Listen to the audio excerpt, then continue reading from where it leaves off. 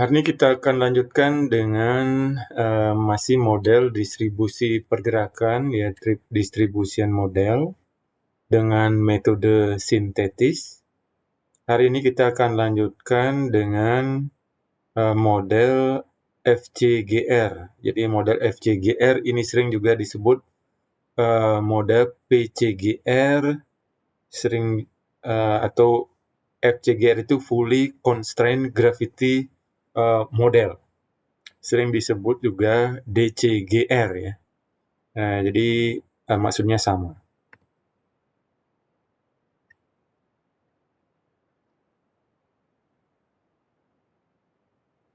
Saya akan kembali menguraikan tidak lagi dari awal, tapi langsung saja kepada model umum dari persamaan gravitasi. Ini kita sudah bahas.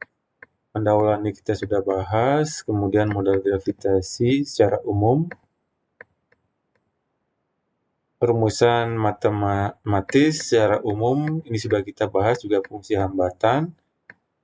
Saya ingatkan sekali lagi, ada fungsi pangkat, fungsi eksponensial, dan fungsi Tanner.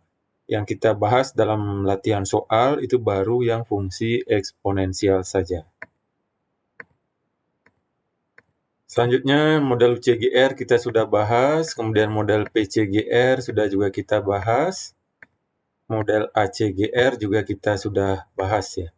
Sehingga kita langsung sekarang kepada model DCGR ya. Jadi DCGR ini Doubly Constrained Gravity Model atau FCGR Fully Constrained Gravity Model. Nah, jadi sekali lagi saya bahas untuk mengingatkan bahwa persyaratannya baik nilai AI maupun nilai BD itu tidak sama dengan 1. Artinya bahwa kita harus melakukan suatu proses iterasi atau pengulangan untuk mencari besarnya nilai AI dan BD. Selanjutnya persyaratan dari model DCGR atau FCGR ini bahwa sigma TID harus sama dengan sigma OI, harus sama dengan sigma DD. Jadi inilah yang juga menyebabkan kita harus melakukan iterasi atau pengulangan. Nanti iterasi itu sampai kapan berakhirnya? Sampai baik nilai EI, jadi tingkat pertumbuhan dari produksi perjalanan, maupun DD, bukan DD ini ya, ED. Jadi ED tingkat pertumbuhan tarikan perjalanan itu mendekati 1. Jadi sampai kapan iterasi berakhir? Sampai baik nilai EI maupun ED itu mendekati 1. Ini rumusan nilai AI, nilai BD, Anda sudah tahu. Rumusan umum TID-nya sama dengan AI kali BD kali OI kali DD kali FCID.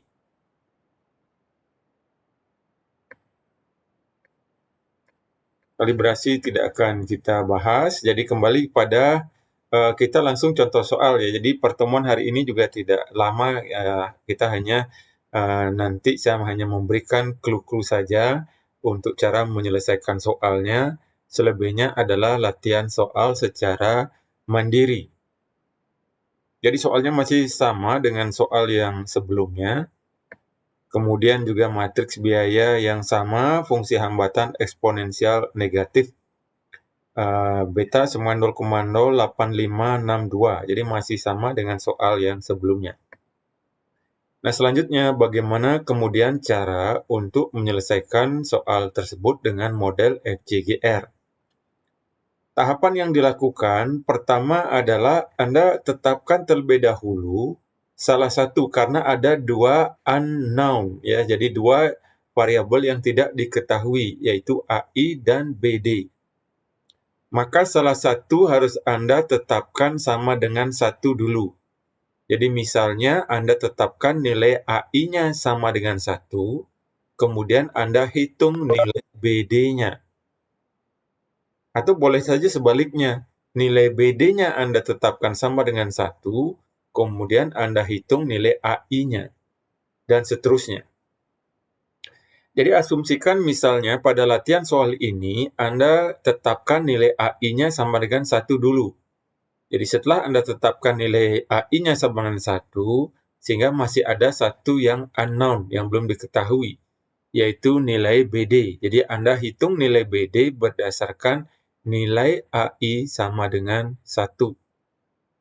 Selanjutnya lakukan proses iterasi. Setelah Anda hitung nilai BD pada iterasi pertama, selanjutnya Anda hitung pada iterasi kedua adalah nilai AI-nya. Setelah mendapatkan nilai AI pada iterasi kedua, kembali Anda hitung nilai BD-nya. Demikian seterusnya. Sampai kapan berakhirnya? Sampai nilai AI dan BD itu konstan. Jadi tidak berubah. Jadi nilai AI-nya sudah tetap, misalnya 0,023. Jadi terus 0,023. Atau ya selisih-selisih sedikit. Artinya nilai AI itu sudah konstan. Demikian juga nilai BD-nya. Sehingga nilai BD pada tahap awal itu akan terus berubah sampai nanti tidak berubah lagi. Jadi misalnya seperti tadi 0,0015 misalnya. Jadi pada iterasi berikutnya 0,0015 nilai BD-nya. Berarti ini artinya sudah konstan. Maka iterasi dihentikan. Nah, kira-kira sampai iterasi keberapa dihentikan pada latihan soal ini? Kira-kira sampai sekitar iterasi ke-14. Baru nilai AI dan BD menjadi konstan. Nah, setelah nilai AI dan BD itu konstan, Anda kemudian tinggal memasukkan ke dalam rumus untuk menghitung TID. Di mana rumusannya sudah rumusan yang sudah diberikan tadi, TID sama dengan AI kali BD kali OI kali DD kali FCID. Jadi nilai AI dan BD-nya Anda dapatkan dari hasil iterasi terakhir dari AI dan BD. Nah, itu kira-kira tata cara untuk perhitungan model FCGR. Nah, dalam contoh ini kita akan mengikuti tata cara yang sudah saya sampaikan tadi. Nah, kalau misalnya ada mahasiswa yang ingin mencoba dengan tata cara lain, itu boleh. Misalnya, jadi sekarang yang bukan nilai AI dan BD yang kita iterasi, tetapi nilai TID-nya yang akan kita iterasi, lakukan pengulangan. Cuman ini prosesnya ya hampir sama ya, artinya untuk menghitungnya, cuman agak lebih lama sedikit. Jadi Anda tentukan dulu nilai AI sama dengan 1, kemudian Anda hitung nilai BD. Kemudian Anda hitung TID-nya. Nah, TID kemudian Anda cek apakah sigma TID sudah sama dengan sigma OI, sudah sama dengan sigma DD. Atau apakah tingkat pertumbuhan EI ataupun ED itu sudah sama dengan 1. Kalau belum, Anda lakukan iterasi kembali. Jadi yang Anda iterasi di sini adalah TID-nya. Supaya Anda tidak bingung ya, kita ikuti saja contoh ini terlebih dahulu.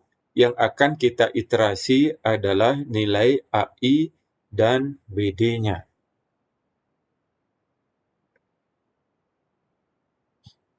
Jadi yang pertama sesuai tahapan tadi adalah men-setting nilai AI sama dengan 1. Kemudian hitung nilai BD. Iterasi pertama. Nah, hasilnya adalah ini ya. BD sama dengan, ini paling bawah inilah nilai BD. BD sama dengan 1 per total. Jadi rumusannya ini adalah sigmanya ya. Jadi BD sama dengan 1 per A1O1 eksponensial min beta CID plus A2O2 eksponensial min beta C2D dan seterusnya. Sehingga ini total dari sigmanya itu adalah 542. koma sekian, koma 1122. Sehingga nilai BD-nya adalah 1 per sigma. Jadi 1 per 542,1122. Sehingga ketemulah angka 0,001845. Demikian seterusnya ya untuk B1, B2, B3, B4, B5. Berarti di dalam iterasi pertama kita sudah memperoleh nilai dari BD. Kemudian berdasarkan nilai BD pada iterasi pertama ini, kita lakukan iterasi kedua, mencari nilai AI berdasarkan nilai BD yang kita peroleh di iterasi pertama ini. Jadi demikian seterusnya, sampai nilai AI dan BD itu konstan. Selanjutnya, iterasi kedua. Jadi seperti tadi yang saya sampaikan bahwa iterasi kedua menggunakan nilai BD dari iterasi pertama tadi. Jadi rumusan ini yang paling kanan ya, pada kolom paling kanan ini adalah nilai AI-nya. Jadi ini ada nilai A1, A2, A3, A4, dan A5. Di mana nilai AI-nya sama dengan 1 per sigma. Nah, sigmanya untuk yang 1 itu adalah 1,4103. Jadi 1 per 1,4103 itu hasilnya 0,709059. Nah, untuk nanti keseragaman hasilnya, Anda coba pergunakan sama dengan contoh hitungan soal ini, 4 angka di belakang koma. Jadi kalau Anda tidak menggunakan 4 angka di belakang koma, nanti hasilnya mungkin tidak akan persis sama dengan hasil dari penyelesaian soal yang diberikan. Jadi karena pembulatan angka di belakang koma itu sangat mempengaruhi nanti hasilnya juga. Lakukan iterasi seterusnya sampai kira-kira iterasi ke-14, di mana nilai AI maupun BD relatif konstan. Jadi AI dan BD tidak berubah. Jadi misalnya untuk iterasi kedua dapatnya A1-nya 0,709059. Kemudian iterasi ketiga dapatnya 0,709059. Iterasi keempat 0,709059. Artinya itu nilai konstan. Kalau nilainya sudah konstan, iterasi dihentikan.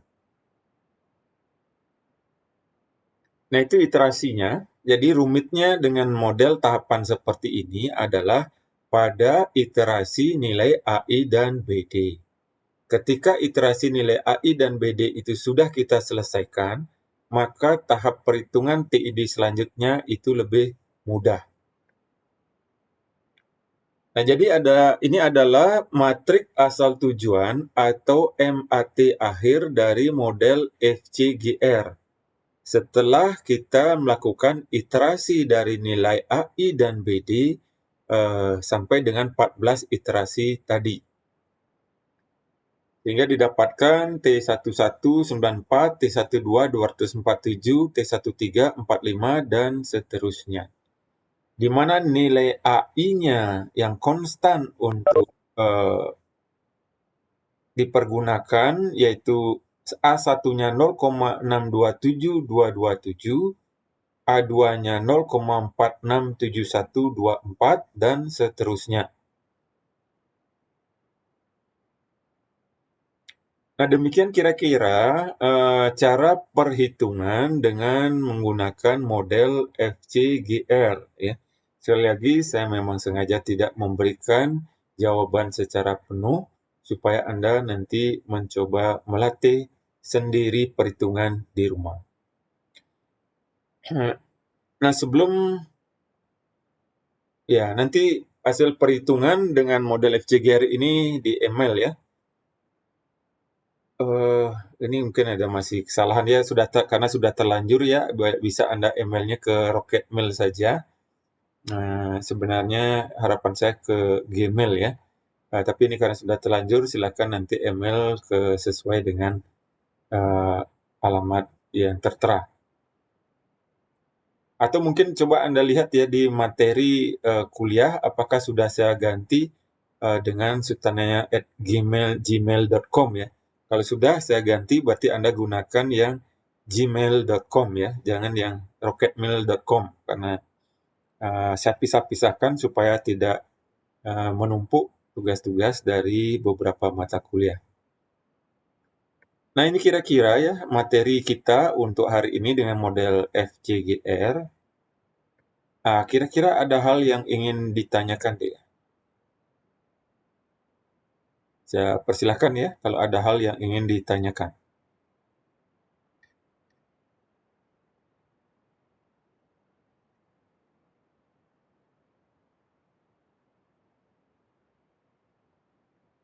Atau silakan Anda nanti coba latih dulu di rumah dengan model FJGR. Kalau tidak ketemu hasilnya, Anda boleh tanyakan via WhatsApp ya. Jadi silakan bertanya nanti via WA bila ada hal yang belum dimengerti. Sehingga kalau ada hal yang masih belum mengerti, maka pertemuan berikutnya nanti saya bisa ulangi lagi ya, kalau ada hal-hal yang belum jelas. Baik, kalau tidak ada pertanyaan, kita pertemuan hari ini hanya sebentar saja ya, sebentar ya.